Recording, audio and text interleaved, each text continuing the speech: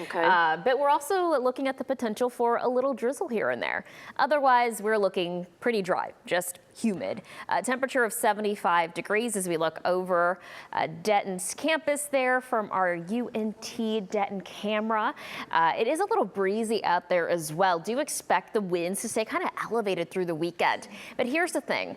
After today, we're going to see daily rain chances. I mean, this takes us through early next week, but the highest coverage of rain will happen over the weekend. And at times, yeah, we're talking severe storms. We told you about it in the last half hour, but they will coming in waves. So it's not going to be a consistent rain the whole time. And the first wave happens tonight into tomorrow morning. The second one Saturday afternoon, Saturday night into Sunday morning, and each round comes with the potential for strong to severe storms. That's not guaranteed for everyone, though. And here's a latest look at the timeline. This can shift by about an hour or two. It kind of depends on how fast the storms this afternoon take shape west of here in West Texas and in the Panhandle. So this is showing you tonight, right around midnight, we see cloud cover across the area, maybe an area of drizzle.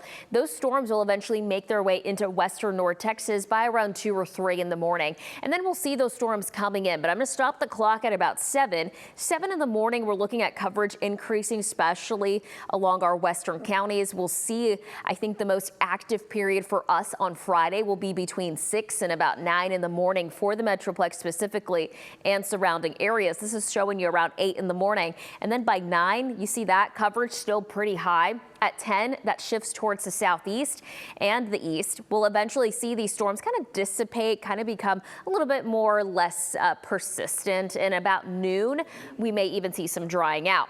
It's all being brought on by that dry line. And once that dry line takes a shift a little bit more towards the west, we could see some additional development during the afternoon hours. So tomorrow morning, the highest concern will be the potential for strong winds, as well as the potential for large hail.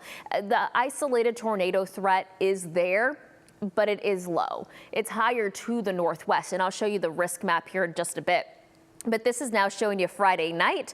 As we head into the overnight hours, we're not looking at any storms. In fact, Saturday morning starts out cloudy. We may see an area of drizzle, but I'm not expecting any thunderstorms until Saturday afternoon. I'm showing you here. This is Saturday at 2 in the afternoon. We start to see those storms along our western county again because of that dry line, and they'll push into the Metroplex sometime between 4 or 5 in the afternoon. I'm stopping the clock at 6 here. At 6, I think that we'll see a pretty decent coverage of these storms. We're talking close to 70%. These storms will then continue to work their way towards the east, but then another round moves in Sunday night into Sunday morning, and that's when we could see the flood concern. So again, tonight, the highest threat is going to be to the northwest. That threat does now include DFW for Friday morning and an isolated threat in the afternoon, a slight risk. That's a level 2 out of 5. The slight risk continues for Saturday afternoon. Again, the highest threat to the northwest. And then we're looking at the threat shifting to the east on Sunday. Every day, the rain coverage will look different and the timing will look different. So it's important to have that WFAA app. It's important to keep checking back in, not only here on WFAA, but also WFAA.com and all our social media platforms.